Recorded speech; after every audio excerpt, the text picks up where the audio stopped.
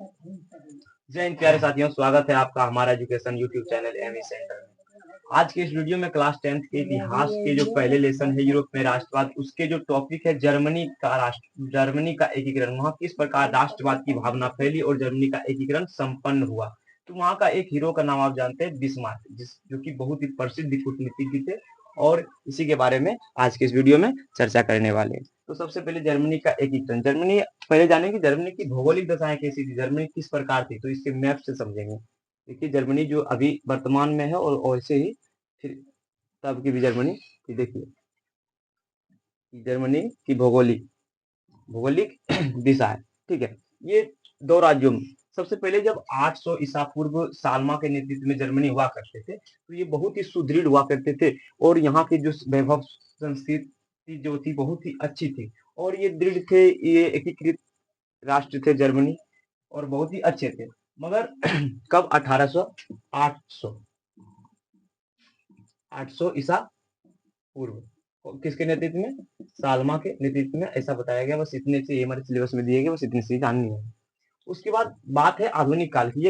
ये थी मध्यकाल, मिडिल काल की थी, ठीक है। तो आधुनिक काल की बात करते हैं कि आधुनिक काल की किस प्रकार भौगोलिक दशाएं थी जर्मनी की। देखिए जर्मनी दो जो विभाजित थी। ऊपर को कहा था दक्षिणी,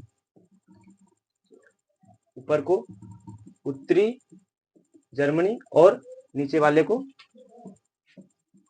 दक्षिणी जर्मनी। ये दो भागों में विभाजित थी जर्मनी। ये उत्तरी जो थी इस पर पर्सा का आधिपत्य हुआ करता था, यानी इस पर शासन पर्सा करते थे। और दक्षिण में जो है कि एक डायट सभा होती थी, जर्मन डायट ये पर्सा में, ये दक्षिण में थी। और इसी में ये देश के पूरे जो कार्य होते थे, जो कि जनता की समस्याएं होती थी, वो सब डायट में सुधरते थे, ठीक है। डायट में और पर्सा की तरफ से नेतृत्व करने वाले होते थे, और सारे राज्यों के नेतृत्व करने वाले थे। ये जर्मनी में जो है कि राष्ट्रवाद की भावना थी। यहाँ अलग राष्ट्र वाले या दूसरे राष्ट्र भी इस पर कब्जा जमाए हुए थे, और इसके अंदर वाले राष्ट्रवादी जो थे वो भी इस पर जो कि जुल्म क्या करते थे, यहाँ की जनताओं पे, ठीक है। तो आप जान गए। और ये उत्तरी जर्मनी और दक्षिणी जर्मनी। उत्तरी जर्मनी में जो है कि ज्यादा धर्म हुआ करते थे, प्रोटेस्टेंट। ये धर्म उत्तरी जर्मनी में ज्यादा हुआ करते थे, और दक्षिणी जर्मनी में कैथोलिक ज्यादा हुआ करते थे, कैथोलिक ये धर्म थी। और यहाँ जो थी धार्मिक विषमताएं थी, राजनीतिक विषमताएं, सामाजिक विषमताएं, यानी यहाँ धर्म के आधार पर बहुत लड़ाइयां हुआ करती थी। यहाँ के जनता में धार्मिक आस्था बहुत ही थी।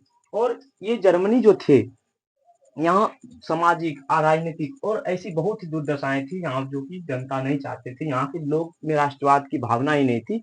तो कैसे हो पाती यहाँ की एकीकरण। तो देखिए सबसे पहले एकीकरण किस प्रकार इसका एकीकरण स्टार्ट हुआ, उसके बारे में समझते हैं। आप तो जानोगे कि जर्मनी किस प्रकार थी। उसके बाद ये 300 लगभग 300 राज्यों में, लगभग कितने में, 300 में, ये लगभग 300 रियासत तब की जो बात कर रहे हैं, इस मैप की जो बात कर रहे हैं, ये 300 रियासतों में खंड खंड थी, यानी 300 रियासत यानी 300 राज्य। कहने का अर्थ है कि 300 भागों में उत्तरी और जर्मनी मिलाकर 300 राज्यों में ये विभक्त थे। जब 1806 ईस्वी में जब आए कौन, नेपोलियन साहब, यानी कि नेपोलियन बोनापार्ट, जो कि आप जानते हैं बहुत ही वो अच्छे युद्ध किए थे, आप पहले पढ़ाए थे फ्रांस की क्रांति के बारे में, ठीक है। तो वो नेपोलियन बोनापार्ट आए तो 1806 ईस्वी में। कब, तो 1806 ईस्वी में जर्मन राइन राज्य कह सकते हैं, या जर्मन राइन संघ कह सकते हैं। इन्होंने क्या, जिसमें कि 16 राज्यों को जीतकर, जो कि 16 राज्य दूसरे के नेतृत्व में थे, और इसको जीत कर जो है कि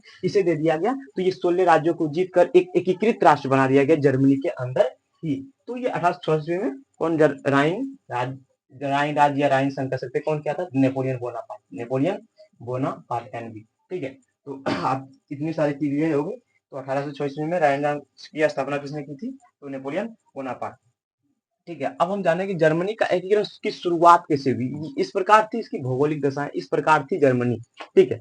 एक बार और कंप्लीटेड बात बता देते हैं कि देखिए उत्तरी जर्मनी, दक्षिणी जर्मनी कितने भागों में विभाजित थे, दो भागों में जर्मनी विभाजित थे, उत्तरी जर्मनी और दक्षिणी जर्मनी। उत्तरी जर्मनी पर पर्सा का आधिपत्य था, और वहां प्रोटेस्टेंटो धर्म ज्यादा हुआ करते थे, और दक्षिणी जर्मनी में कैथोलिक धर्म ज्यादा हुआ करते थे। दक्षिणी जर्मनी में एक डायट थी, वहां के वो डायट में, यानी कि वो डायट सदन थे, सभा थे, वहां पर हर एक राज्यों, हर एक रियासतों का प्रतिनिधित्व करने जाता था, वहाँ के नेता, वहाँ के राजा, ठीक है। इतनी सी बातें थी। और 1800 ईस्वी की ये जो बातें पहले बताई है, सालमा, ये सालमा 1800 ईस्वी पहले थे, और इन्होंने बहुत ही अच्छे तरीके से जर्मनी को चलाया करते थे 1800 ईसा पूर्व पहले। ये बहुत यानी कि मध्यकाल की बातें हैं।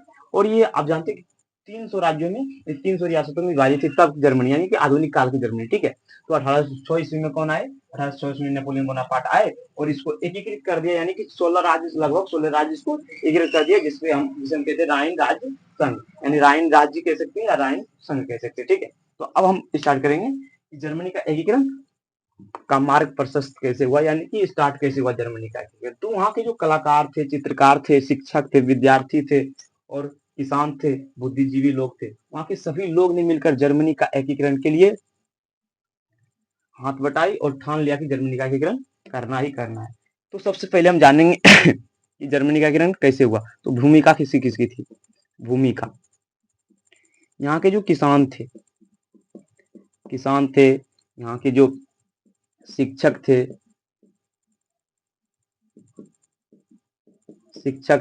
यहाँ के विद्यार्थी थे, यहाँ के जो बुद्धिजीवी लोग थे, यानी कि जो बुद्धिमान लोग थे, थोड़ा मोड़ा पढ़े लिखे थे, बुद्धिजीवी, और चित्रकार, कलाकार, चित्रकार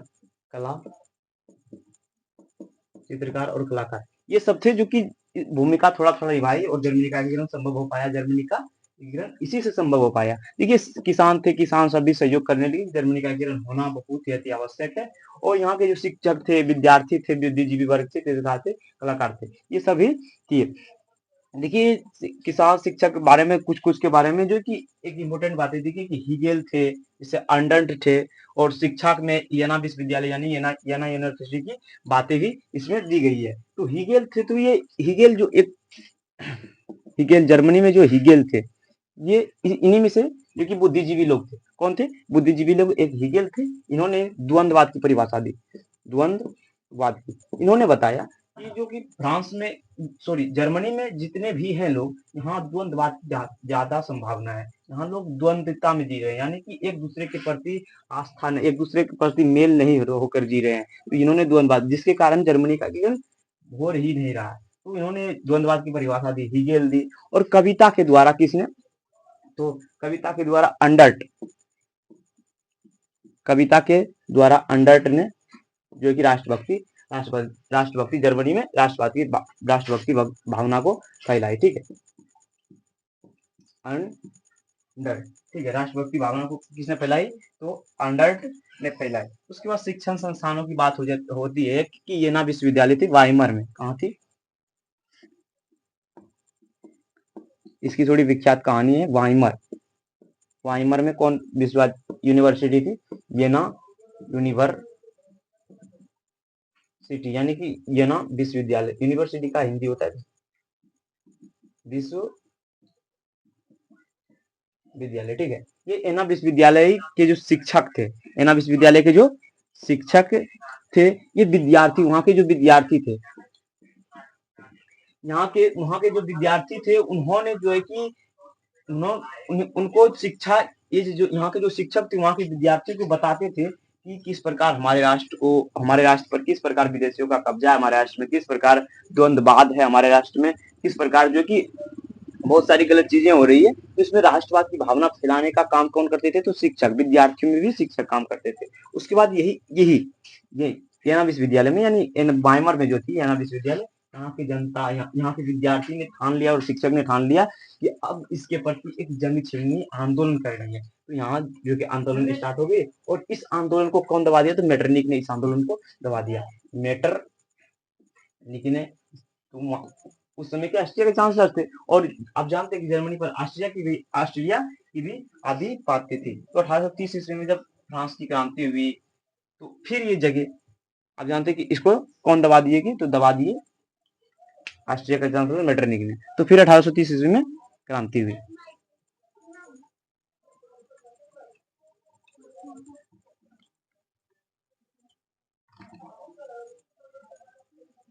जब 1830 ईस्वी में क्रांति हुई, तो और यहाँ के लोगों में और अपने राजा के प्रति संतोष फैली, अपनी राष्ट्रवाद की भावना जागी यहाँ के लोगों में। तो और जागने लगी, तो फिर एक बार क्रांति हुई, और उसके बाद इस क्रांति का लेना देना है यहाँ की आर्थिक परिस्थिति थोड़ा थोड़ा ठीक होने लगी, और 1830 की क्रांति भी थी और आर्थिक परिस्थिति भी ठीक होने लगी। तो कहा जाता है हुआ था 1834 ईस्वी में, 1834 ईस्वी में। ये 1834 ईस्वी में आप जानते होंगे जॉलवेराइन शुल्क संघ, जॉलवेराइन संघ, ये व्यापारी, ये संघ जो थी व्यापारियों की संघ थी। ये जॉलवेराइन संघ की जो स्थापना हुई, तो इसमें कहा गया कि जॉलवेराइन संघ की कि जितने भी जर्मनी के व्यापारी थे वो सब एक साथ मिलकर व्यापार करें और एक दूसरे का आदान प्रदान, एक दूसरे के प्रोडक्ट का आदान प्रदान करें। तो जॉलवेराइन की आर्थिक स्थिति भी सुधर रही थी जर्मनी की। इससे आर्थिक स्थिति सुधरेगी या नहीं सुधरेगी? तो सुधरेगी। इससे आर्थिक स्थिति भी जर्मनी की सुधर रही थी। अगर आर्थिक स्थिति सुधर रही थी तो जर्मनी का एकीकरण या अगर ये सब चाहेंगे तो करना तो ठीक से जरूर होगा। ठीक है, तो जॉलवेराइन संघ की स्थापना कभी 1824 ईस्वी में। इसका अवस्था भी व्यापारिक समानता, व्यापारिक समानता यानी कि व्यापारियों में समानता बनाए रखना इसका मुख्य उद्देश्य था। ठीक है, तो इन्होंने और इसका व्यापारिक समानता थी। तो ये व्यापारी लोग थे तो गांव-गांव में जो घूमते थे, गांव-गांव में जो व्यापारी घूमते थे, तो इन्होंने भी वहां के लोगों को समझाया बुझाया कि देखिए हमारे राष्ट्र में जो है कि क्या है कि क्षेत्रीय आदत यानी कि अपने क्षेत्र के प्रति देखते होंगे आपके जो क्षेत्र हैं वहाँ के जो आपके भी क्षेत्र हैं वहाँ आप देखते होंगे कि गांव जो है कि आपके गांव है और बगल वाले गांव है, अपने गांव के प्रति बहुत समर्पित होते हैं दूसरे गांव के प्रति, बस वो अपने क्षेत्र को लेकर लड़ाई करते थे, अपने क्षेत्र को बहुत ज्यादा थे, क्योंकि हम जानते हैं कि पूरा देश हमारा, हर एक देश का हर एक कोना कोना हमारे लिए समान है और हमारा गांव भी हमारे लिए समान है, हर एक समान है। लेकिन यहाँ की क्षेत्रीय आदत थी कैसी कि अपने गांव के बहुत बड़े समझते थे, अपने क्षेत्र के लिए दूसरे क्षेत्रों से लड़ जाते थे। ये बात सही है कि लड़ना, लेकिन झूठ फूस के अपने क्षेत्रों की लड़ाइयाँ करना, अपने क्षेत्रों को दिखावा बढ़ाना, झूठ फूस की दूसरों की लड़ाई करना ये गलत बात। तो यहाँ की यही थी, परिस्थितियां यही थी। तो इसको हटाने का प्रयास किया इन्होंने और राष्ट्रीयता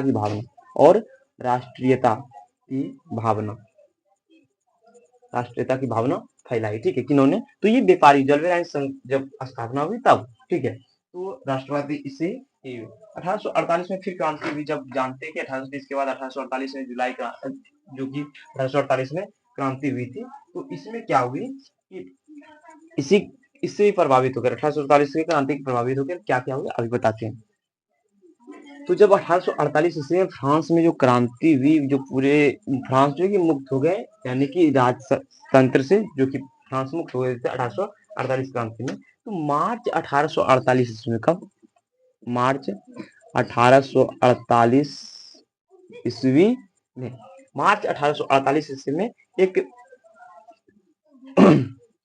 मार्च 1848 ईस्वी में फ्रैंकफर्ट में बुलाया। किसको बुलाया? तो वहाँ के जो पुराने संसद थे, डायट संसद, जर्मनी की संसद सभा या संसद को क्या कहा जाता था? डायट। वहाँ उसको बुलाया कहाँ? फ्रैंकफर्ट में। कहाँ बुलाया?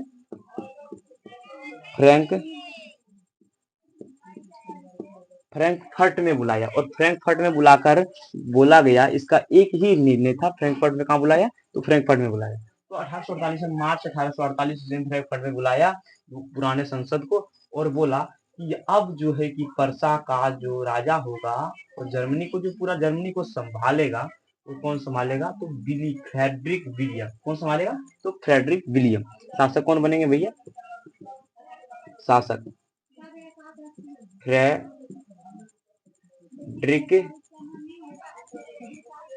फ्रेडरिक विलियम अब संभालेंगे ये शासन, पूरे के पूरे शासन अब कौन संभालेंगे? फ्रेडरिक विलियम संभालेंगे। अब हो गई बहुत ही बात, क्योंकि ये निरंकुश थे, ये जो थे निरंकुश थे। निरंकुश कहने का अर्थ आप समझते हैं पहले से भी, निरंकुश का अर्थ है जो कुछ नहीं समझता है, अपने के लिए लड़ता है, दूसरे के लिए जनता भाड़ में जाए। निरंकुश का बस एक ही काम है कि अपना काम बनता और भाड़ में जाए जनता, जिस प्रकार अभी नेता लोग कर रहे हैं। नेता लोग तो भी खुलेआम नहीं कर पाएंगे, क्योंकि उसके लिए एक संविधान बनी है, उस संविधान से चलेंगे। वो घोटाला कर लेते हैं उस संविधान से हट के, इस तब की कोई संविधान ही नहीं थी और निरंकुश थे, यानी कि अपना काम बनता और भाड़ में जाए जनता। निरंकुश से बाद का ही उदाहरण है। ठीक है, तो शासक ही निरंकुश थे। ये नहीं चाहते थे कि जर्मनी का एकीकरण हो और जनता की भलाई, जर्मनी की जनता की भलाई चाहते ही नहीं थे। तो इन्होंने इसका इसको जो है कि ये फ्रेडरिक विलियम को इसलिए यहाँ इसको राजा चुना गया कि ये जर्मनी का एकीकरण कर सके। क्या कर सके? जर्मनी का एकीकरण कर सके। लेकिन ये दूसरा डरपोक था।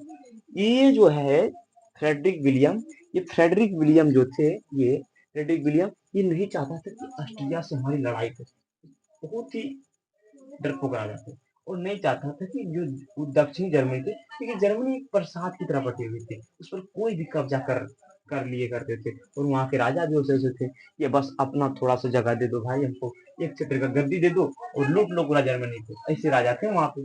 तो ये जो कि फ्रेडरिक विलियम थे, फ्रेडरिक विलियम, ये फ्रेडरिक विलियम क्या करते थे? फ्रेडरिक विलियम डर लगता था, फ्रेडरिक विलियम को डर लगता था ऑस्ट्रिया से, ठीक है, और दक्षिण जो क्षेत्र थे वहां के राजा से डर लगता, इसलिए आवाज नहीं उठा पाते थे। और दूसरी बात तो ये नहीं पूछते, दूसरा ये करना चाहते ही नहीं थे जनता की भलाई, ठीक है। अब बात आती है कि फ्रेडरिक विलियम जो थे, इसका देहांत हो गया, यानी कि इसका मृत्यु हो गया, ये डेथ हो गए, ये डेथ हो गए। उसके बाद इसका भाई जो था, इसका भाई कौन? इसका भाई विलियम, इसका नाम था फ्रेडरिक विलियम और इसका भाई का नाम था विलियम। ये जो विलियम थे, अब ये फ्रांस जर्मनी का राजा बन गए, यानी फ्रांस का परसा का राजा बन गए, जर्मनी यानी परसा का राजा बन गए। कौन? तो विलियम बन गए परसा का राजा। और ये तो समझते थे, ये निरंकुश नहीं थे और ये समझते थे, और इन्होंने ही जर्मनी में जो परसा थे, परसा की तरफ से जो प्रतिनिधित्व करते थे, डायरेक्ट में बोलते थे जाकर के, जो थे बिस्मार्क, एक हीरो का नाम अब आया बिस्मार्क। बिस्मार्क को ये समझा कि बिस्मार्क बहुत ही कूटनीतिज्ञ थे, तो बिस्मार्क को तो बिस्मार्क को इन्होंने वहां के चांसलर बना दिए, परसा के चांसलर बना दिए, परसा के चांसलर, परसा के चांसलर, परसा के चांसलर बिस्मार्क को कौन बनाया? बिस्मार्क को बनाया। अगर ये प्रश्न आए तो कह देना सीधा सीधी कि विलियम ने बनाया, यानी कि किसका भाई? फ्रेडरिक विलियम के भाई विलियम ने फ्रांस का परसा का चांसलर किसको बनाया? तो बिस्मार्क को बनाया, ठीक है। तो इसको परसा का चांसलर बना दिया। ये समझते थे कि ये परसा का अगर चांसलर बने तो ये जरूर है कि जर्मनी का एकीकरण ये कर सकता है, तो डायरेक्ट परसा का प्रतिनिधित्व तो ये करते थे पहले से। तो ये बोलने वोलने की इसी कूटनीतिक जो थी, ये कूटनीतिज्ञ से भरे थे और कूटनीतिक तो इसे आते ही थे। ये बिस्मार्क तो ये कूटनीतिक से ही प्रसिद्ध थे। अब देखिए इसकी कूटनीतिक की परिचय यहाँ से स्टार्ट होती है। तो इसकी कूटनीतिज्ञ थे और इसकी कूटनीतिक की जो परिचय थी अब यहाँ से स्टार्ट होती है। और अब होगी जर्मनी का एकीकरण। बस आप ध्यान से देखिएगा कि किस प्रकार जर्मनी का एकीकरण हुआ। तो जर्मनी का एकीकरण का शॉर्ट पहले बता देते कि अब हुआ कैसे था। समझ लीजिए जर्मनी का एकीकरण कैसे हुआ। देखिए जर्मनी बहुत ही राज्यों में विभाजित थे, उस पर बाहरी हस्तक्षेप थे और बाहरी हस्तक्षेप होने के कारण जर्मनी का एकीकरण नहीं हो पा रहा था। तो जर्मनी का एकीकरण करने के लिए जो कौन कौन उस पर अधिपत्य किए हुए थे? डेनमार्क, ऑस्ट्रिया, डेनमार्क और ऑस्ट्रिया। तो डेनमार्क के अधीन में होल्स्टीन और सेल्सविंग थे। तो होल्स्टीन और सेल्सविंग को डेनमार्क से छुड़ाने के लिए जो कि वो जो ऑस्ट्रिया के साथ लिए, ऑस्ट्रिया का साथ लिए कौन?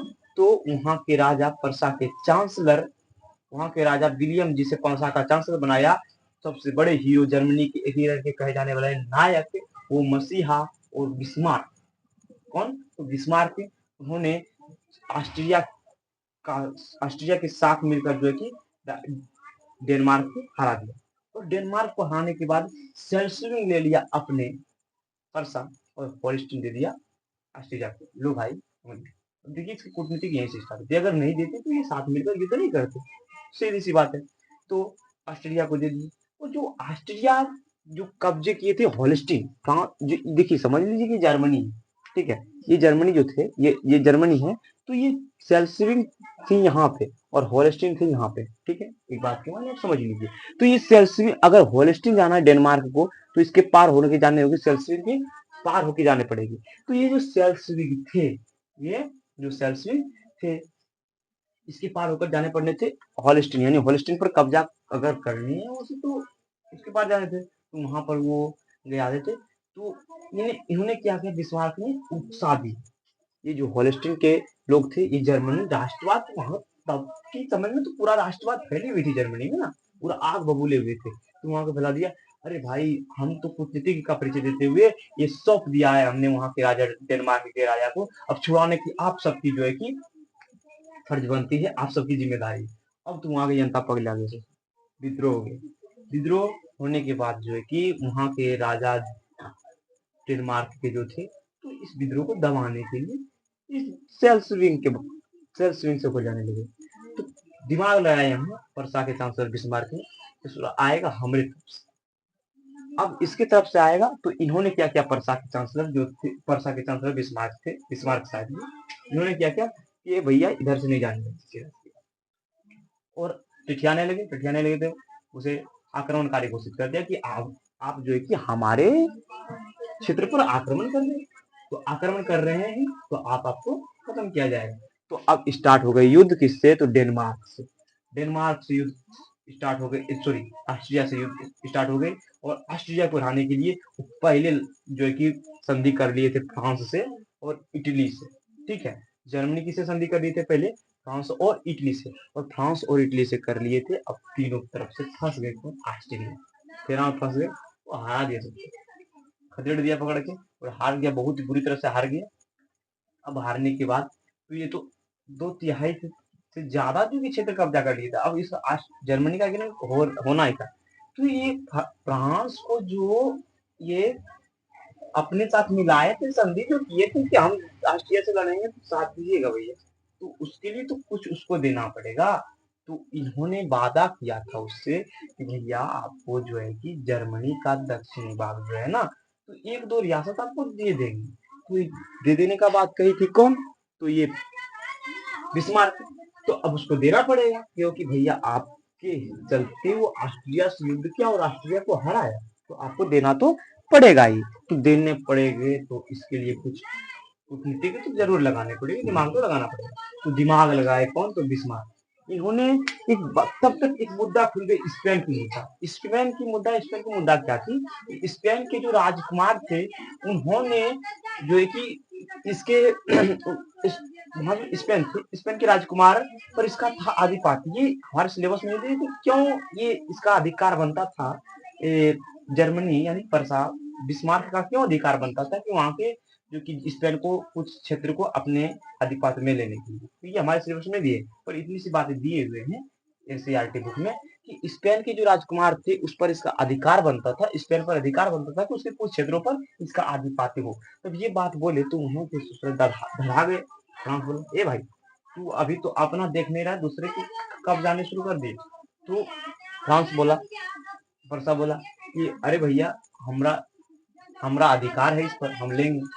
तो अब जो है काम क्या हुआ कि फ्रांस इसका विरोध करने लगा, नहीं हुआ, बोला कि ये भी कर लो भाई, हम उस सब में नहीं फंसने वाले। तो युद्ध हो गया तो फ्रांस को जो है कि ऑस्ट्रिया हरा दिया पूरी तरह से, सॉरी परसा हरा दिया। फ्रांस परसा में युद्ध हुआ और फ्रांस को जो है कि परसा हरा दिया। और फ्रांस को परसा हराने के बाद ये अब एक संधि हो गई 1871 की संधि, जिसे हम फ्रैंकफर्ट की संधि कहते हैं।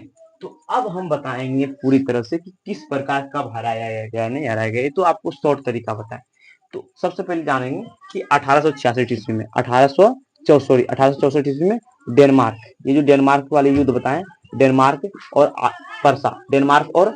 परसा में युद्ध हो गया। 1864 ईस्वी में डेनमार्क और परसा में युद्ध हो गया। और ये जो परसा थे ये ऑस्ट्रिया को साथ लेकर आए थे, ऑस्ट्रिया, और इससे वादा किए थे कि आपको सेल्सविंग होल्स्टीन, इसके जो अधीन थे वो सेल्सविंग और हॉलस्टीन थे, सेल्सविंग और हॉलस्टीन थे। ये डेनमार्क के अधिपत्य में कौन थे, सेल्सविंग हॉलस्टीन। परसा बोला कि हम सेल्सविंग हम ले लेंगे, हॉलस्टीन तुम ले लेना। तो ऑस्ट्रिया को सेल्सविंग हॉलस्टीन दे दिया, ये कब 1864 ईस्वी में। तो 1864 ईस्वी में दे दिया, उसके बाद जो कि ये परसा के नेतृत्व में आ गए सेल्सविंग और हॉलस्टीन ऑस्ट्रिया के नेतृत्व में जब आ गए, तो ऑस्ट्रिया तो अब इसके बीच जो है कि पूरा युद्ध तो छिड़ गए, तो जीत तो गए किए। तो उसके बाद ये क्या किया, ऑस्ट्रिया को इधर जाने नहीं देते थे। ये सेल्सविंग जो थे, सेल्सविंग आगे थी और ये सेल्सविंग है और ये होल्स्टीन है। तो ये डेनमार्क है, तो डेनमार्क को जाने के लिए इसके पार करने पड़ेगा। तो और अब क्या किया, ये डेनमार्क जो परसा थे, परसा के चांसलर बिस्मार्क थे, ये भड़का दिए जाके किसको, तो होल्स्टीन के लोगों को भड़का दिया कि देखिए हम तो कूटनीति का परिचय देते हुए हम इसको सौंप दिए, अब आपकी जिम्मेदारी बनती है कि इससे कैसे लौटाएंगे अपना ये राष्ट्र का इतना अच्छा क्षेत्र, यानी कि होल्स्टीन। तो होल्स्टीन को लौटाने के लिए वहां के राजा, वहां के लोगों ने विद्रोह कर दिया, एकदम से पूरा छिड़ गया, आंदोलन हो गया, आंदोलन हो गया। उसको दबाने के लिए तो जाएंगे ही डेनमार्क के राजा, जब जाए तो इधर परसा रोक दिए, कहाँ भैया, इधर तो हमारा क्षेत्र है, तो हमारा क्षेत्र पर काय आक्रमण कर रहा है, तो इसे आक्रमणकारी घोषित कर दिया। किसको, तो आक्रमणकारी घोषित कर दिया डेनमार्क के राजा को। कौन, तो परसा के चांसलर बिस्मार्क ने आक्रमणकारी घोषित कर दिया। आक्रमणकारी घोषित कर दिया तो बोला कि युद्ध लड़ लो। तो पहले से लगा कर रखे थे किसको, तो फ्रांस को और इटली को। तो अब युद्ध हो गई ऑस्ट्रिया, ये तो बात थी, इसको हम डेनमार्क का युद्ध करते, ठीक है, डेनमार्क का युद्ध, ये तो समझ गए। अब स्टार्ट हो गई ऑस्ट्रिया और परसा, ऑस्ट्रिया और परसा युद्ध स्टार्ट हो गया कब, 1866 ईस्वी में, 1866 में स्टार्ट हो गया। और ऑस्ट्रिया के साथ कौन था, तो फ्रांस था। कौन था, फ्रांस था और इटली था। फ्रांस का राजा तब तब नेपोलियन था और यहाँ के वेक्टर नामुएल थे, कौन, इटली के। तो इस ऑस्ट्रिया और परसा तो 1866 में युद्ध हो गया। और उसके बाद ये दोनों मिल करते कि तीनों मिल गए, ये तीनों मिल गए, तो ये तो हारना निश्चित है। तो 1866 ईस्वी में इसको हरा दिया। और हराने के बाद इसको, हराने के बाद